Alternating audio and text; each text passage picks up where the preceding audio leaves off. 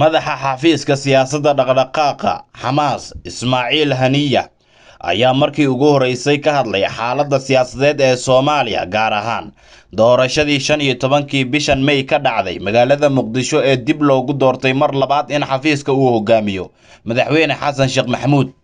Xamaas oo inta badan aan looga baran inay ka hadlaan arrimaha Afrika gaar ahaan siyaasadda ayaa markan soo faragelisay xaaladda ku saabsan isbedelada ka socda wadamada Geeska Afrika oo Soomaaliya ay ugu horeyso.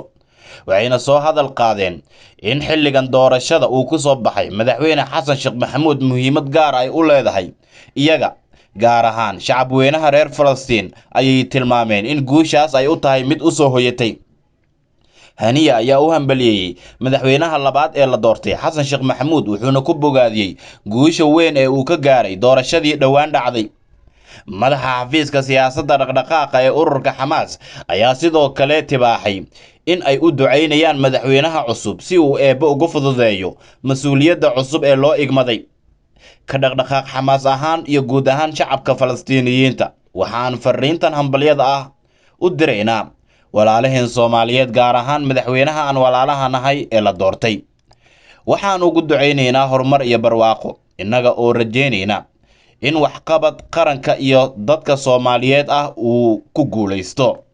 sidoo kale waxa uu ku baaqay in madaxweyne Xasan Sheekh Maxamuud doorkiisa uu ka qaato arrimaha qadiyadda la isku hayo ee Falastiiniyiinta isla markaana uu garab u noqdo walaalihiisa Falastiiniyiinta.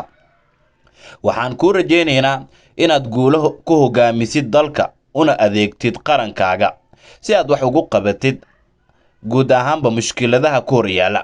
arrinta Falastiin waa inaad doorkaaga ka qaadataa si kal iyo laab ah ayaan kuugu soo duceynaynaa mudane guul iyo in walaalaheen Soomaaliya aad gaarsiisid horumar iyo barwaaqo ayaan ku rajeynaynaa ayuu yiri.